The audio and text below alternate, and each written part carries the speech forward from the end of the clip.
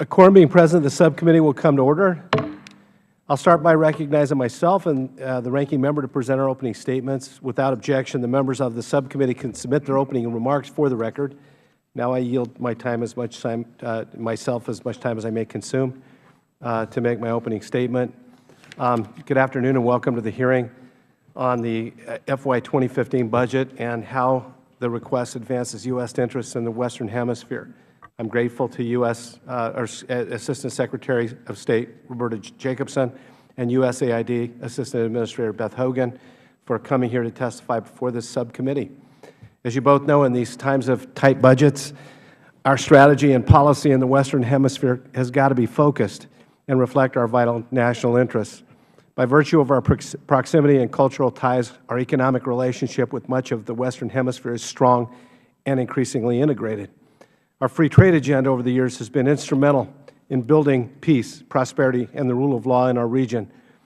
Since more than half of all of the free trade partners that we have are in Latin America, U.S. businesses and the American people stand to benefit from the strong trade and investment relationship that we enjoy with these wonderful neighbors. Assistant Secretary Jacobson, I commend your efforts to build on these relationships, including your important work on the Mexico high-level economic dialogue and ongoing Trans-Pacific Partnership negotiations.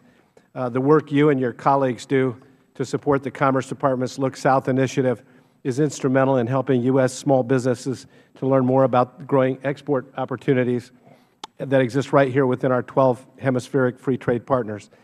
It's been a priority of mine that this subcommittee be a loud voice in favor of exporting our values of free enterprise and open markets to promote economic growth and energy security in our region. And I've long believed that we have a real opportunity to achieve energy independence right here in the Western Hemisphere. Thanks to our own energy renaissance, Mexico's historic energy reforms that promise to increase production and Canada's vast resources.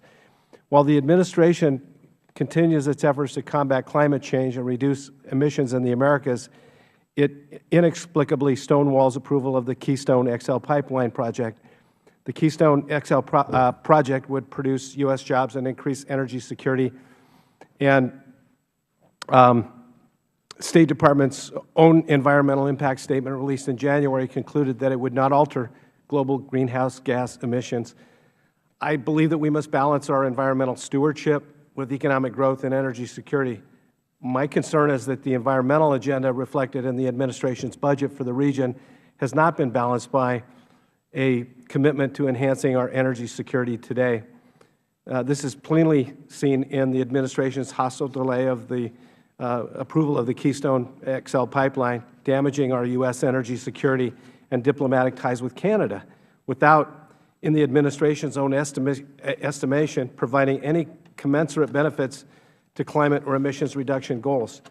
Our strategy for the Western Hemisphere should be to continue to promote free trade, economic growth, and prosperity. To achieve this, we've got to insist that our regional partners uphold respect for the democratic institutions, values, and the rule of law.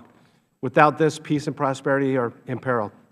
Nowhere is this truth more evident than in Venezuela today, where opposition leaders and students are being imprisoned without charges, demonstrators beaten, and at least 39 people have been killed at the hands of Venezuelan police and paramilitary forces. The Organization of American States, 40% funded by the American taxpayer, has been co-opted by the populist, anti-democratic left of Latin America and has been shamefully silent in the face of violence and impending economic catastrophe brought on by President Maduro's authoritarian policies. As I said to Secretary Kerry at a recent hearing, it is increasingly difficult to justify the American people the continued funding of such a feckless organization that actually works against our interests and our values. The United States must stand with the people of Venezuela with more than words, and I'll be interested in learning what specifically the administration plans to do to compel Maduro to cease these attacks on his own people. Meanwhile, after Cuba was caught red-handed violating UN sanctions and shipping weapons to North Korea through the Panama Canal, the UN has yet to take strong actions to punish Cuba for this egregious violation. And Cuba continues to repress its people while exporting its repressive tactics around the region fueling the anti-democratic policies of Maduro, Morales, and Correa. Also among the region's authoritarian and anti-democratic bad actors, we have Bolivia and Ecuador.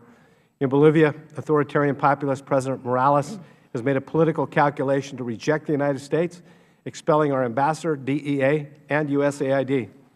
While right-sizing of that embassy has reduced the number of U.S. officials and family members dramatically, in my estimation, we remain too large a presence for what the relationship with Bolivia gives us.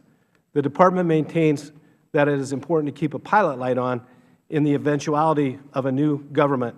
While it can be argued that the cost of moving officers and their families, paying for housing, utilities, and schools for their dependents is a drop in the bucket compared to the overall Western Hemisphere budget, our relationship with Bolivia does not, I don't think, warrant the current presence. Moreover, the constant threat of being declared persona non grata makes the everyday work of a Foreign Service officer very difficult, and cowering for fear of expulsion from Bolivia should be beneath the United States. In Ecuador, the administration has been looking for ways to engage President Correa. While I've yet to receive a good overview of Secretary's telephone call with Ecuador's foreign minister, I do know that the government of Ecuador continues to systematically suppress freedom of expression, threaten opposition, and crack down on civil society groups. Meanwhile, Ecuador is on the blacklist for its permissive money laundering environment and has been arbitrarily changing trade and investment rules, creating an unpredictable environment for U.S. business interests. I'll be interested in learning what the administration's policy will be toward Ecuador going forward. Like Bolivia, the current posture of keeping our heads down for fear of expulsion should not be the chosen route for dealing with authoritarian governments that systematically attack democratic values and rule of law in our hemisphere. Recent subcommittee testimony revealed a growing Russian presence in the region, along with Iranian and Chinese influence.